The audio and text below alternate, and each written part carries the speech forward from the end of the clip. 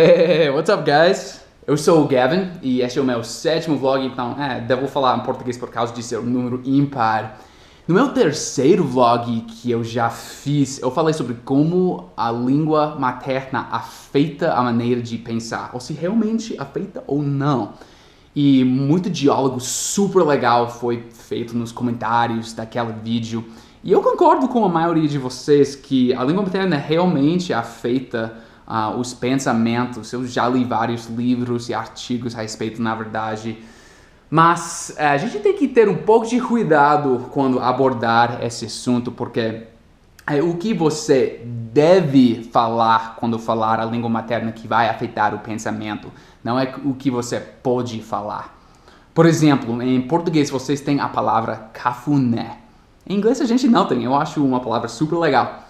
Porém, não é que vocês vão pensar diferente por causa de ter cafuné na sua língua. E em inglês a gente não tem.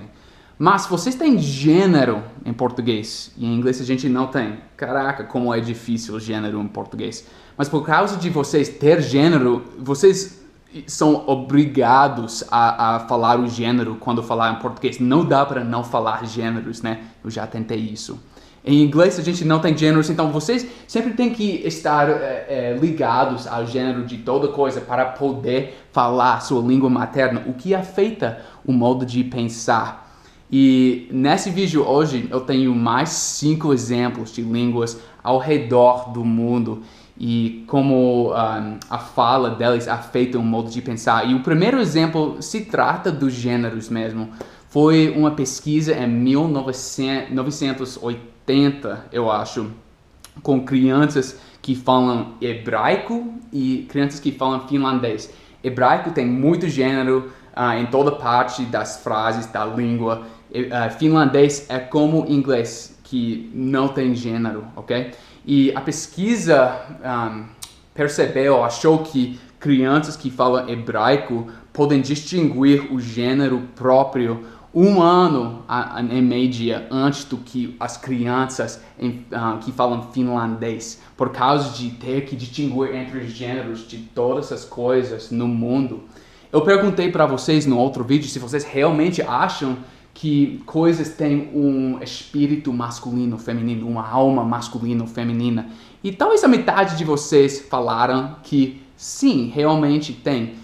Então, acho que é isso, por causa de hebraico obrigar as pessoas a pensar em gêneros, as crianças, quando crescer, sim, podem distinguir o gênero próprio.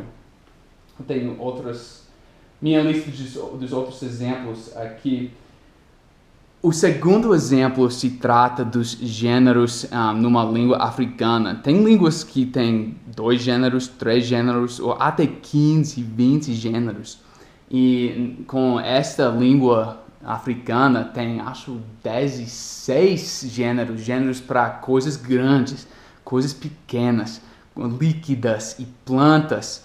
Em línguas românicas, que normalmente somente tem 2 ou 3 gêneros, não dá para compreender a origem dos certos gêneros. Por exemplo, por que é que martelo é masculino e árvore é feminina?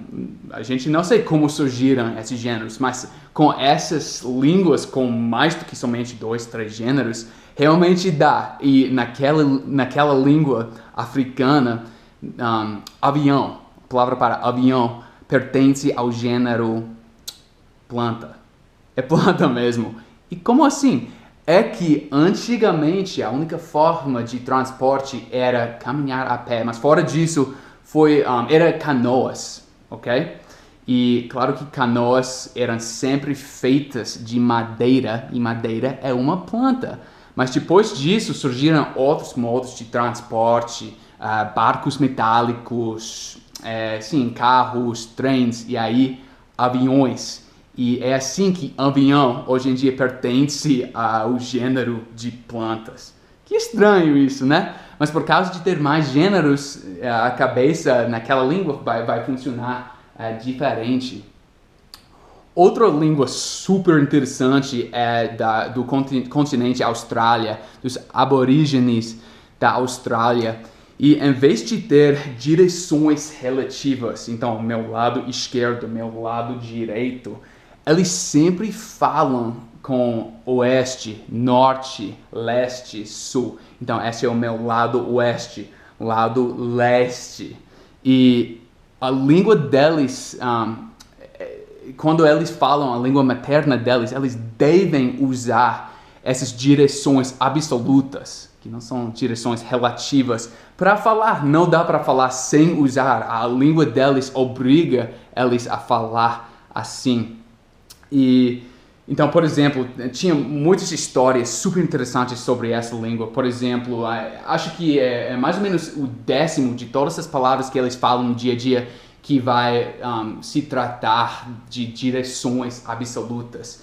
E quando contar histórias, quando nativos daquela língua contam histórias mais tarde, eles ainda lembram a direção que eles estavam encarando naquele momento. Ou quando assistir televisão, quando assistir TV, eles sempre lembram a direção que a televisão foi orientada por causa, ok, quando eu vou assistir um filme aqui, eu vou descrever que algo aconteceu no lado esquerdo, direito da televisão, mas eles sempre estão ligados à direção até da televisão. Então, se aconteceu no sul e a pessoa foi pelo norte, mas foi na TV que aconteceu.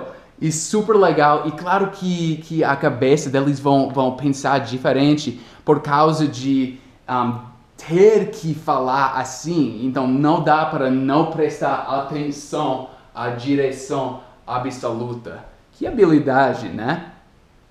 Quem me dera que eu pudesse pensar assim.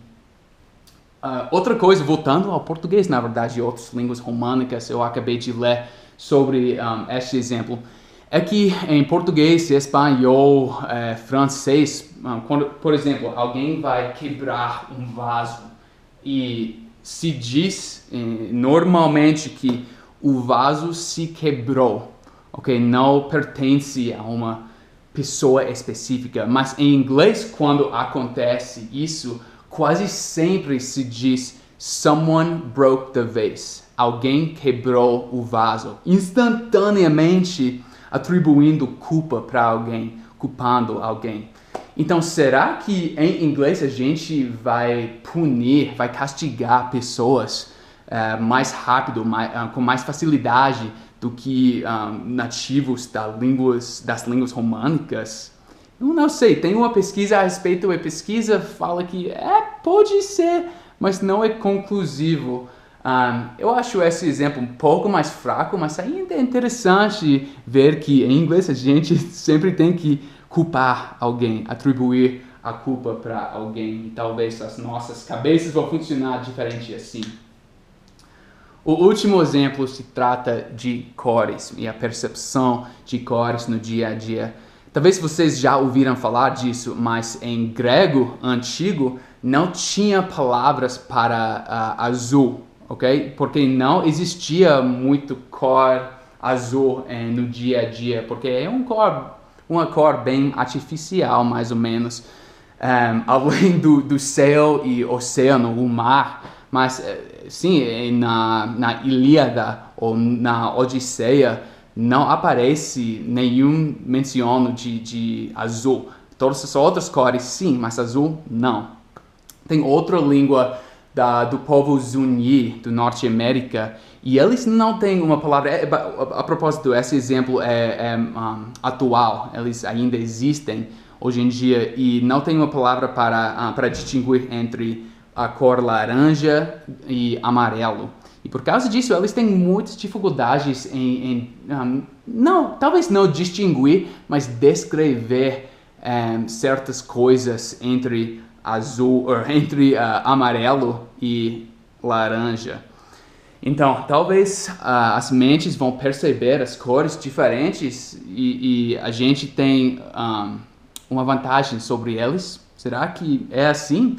Mas se é assim, então os russos, nativos do russo, têm mais uma vantagem sobre nós, porque em russo eles têm palavras para azul escuro, que é sini, E azul, é claro que é Goluboi. Péssimo, eu tô péssimo em russo, claro. Mas, será que russos vão ser melhores artistas? Ou eles podem distinguir entre vários tons do céu melhor do que a gente? Pode ser, mas é por causa disso que a gente tem que ter um pouco mais cuidado quando abordar esse assunto. E, ao final de contas, a gente não vai saber se a outra pessoa realmente pensa diferente. Esse é o grande problema com a língua e com esse problema, não é? Então, eu acho que é isso aí. Lembre-se de que, mais uma vez, esse assunto se trata de o que a pessoa deve falar na língua e não o que a pessoa pode falar na língua. E talvez o último exemplo com os azuis no russo se trata mais de o que a pessoa pode falar hoje em dia.